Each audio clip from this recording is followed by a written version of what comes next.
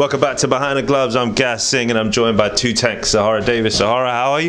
Things are all good. Just had a good workout in the gym, so back to training. How was Dubai? Oh, great. Oh, man. Great sun, great people, great atmosphere. I was out there sparring this fighter. His name's Bachkov. I don't know his first name, but the guy's a really good fighter. He's only had 2 fights as a pro, but in sparring, he's sparring like someone that's had over 20-25 fights. And he's so experienced, strong. He's got short arms, but he knows how to use his short arms and his reach. Powerful fighter. I think he'll get far in boxing. Perfect.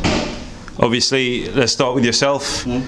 Is there a fight date in the pipeline? I've got to ask. I've got a fight date. It's nothing that I can say right now until they announce it.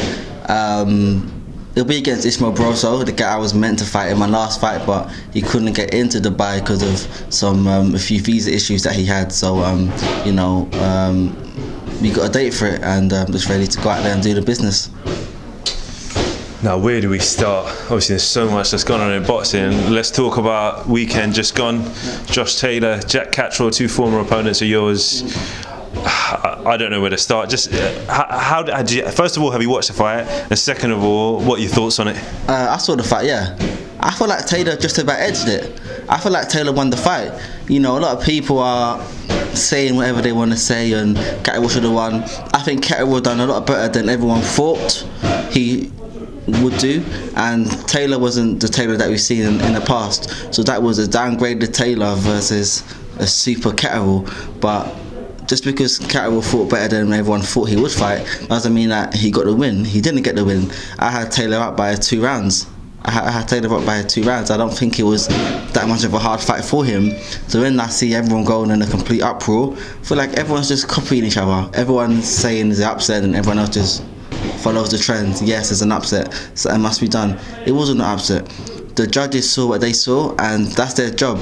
Judges. Us as the fans, we've got our opinions, but the judges are there, and they've judged many fights in the past. Ian John Lewis, great judge. I've had him as a judge in my fights, and every fight I've had, he's always judged it so fairly. So why everyone's going up against Ian John Lewis and this and that, they're just following the trend. Do you still have any ill feelings towards the two? I ain't got ill feelings towards anyone really, but mate, it's karma. Because I fought Catterall and I felt like I got robbed. You go watch the fight back. Everyone knows I got robbed. So he feels that he got robbed. It just now the same thing happening to him. And when I fought him and I got robbed, I remember Catterall saying, "Stop crying like a baby, stop whinging." Now it's his turn. Stop whinging, stop crying. You feel like you got robbed? Hell yeah, sit your ass down. I got thrown under the bus. No, you got thrown on. Now he got thrown under the bus. He got thrown under the bus on a much bigger scale. So, but he still got thrown under the bus just like I did. So I guess he feels now what I feel. No, it's no illusion that Josh Taylor's probably going to move up now. All the belts are going to become vacant. Yeah. And obviously you said yourself there, a lot of people when you fought Jack Catterall thought you'd edged that fight. Obviously there were people that thought he won the fight.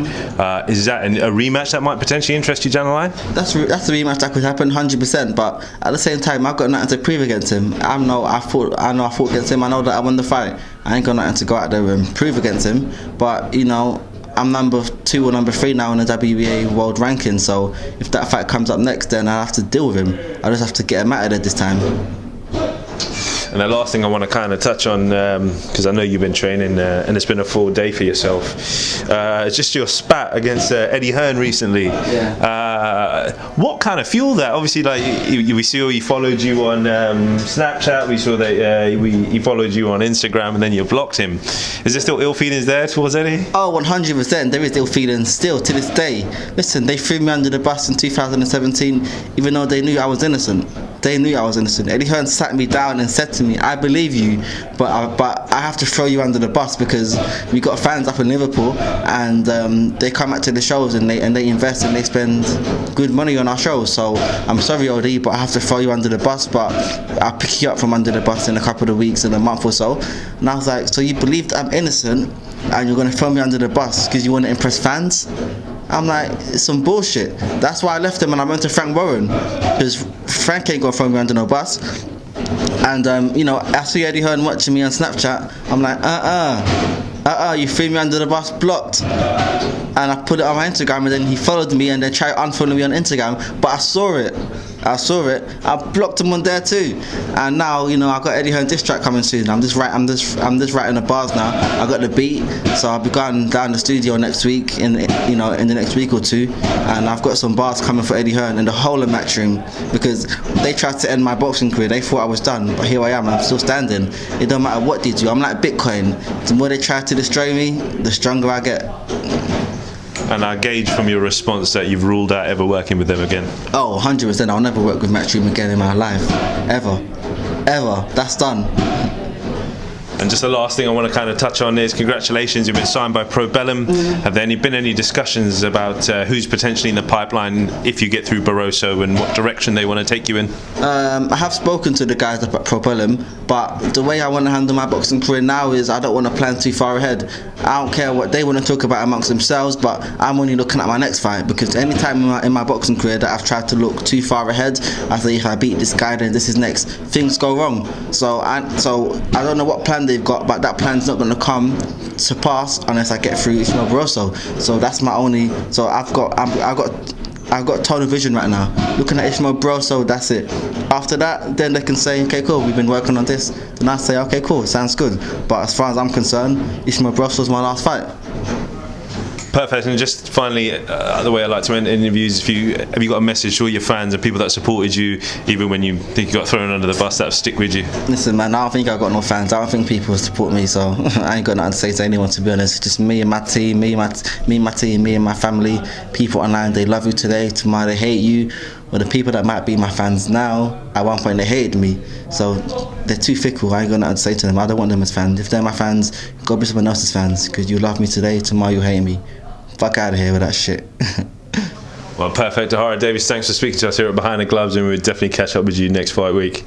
Hey fight fans, it's Michelle Joy Phelps. Make sure you subscribe to my YouTube channel by clicking this icon right here and hit the bell button below so that you can receive an alert every time we upload a new video.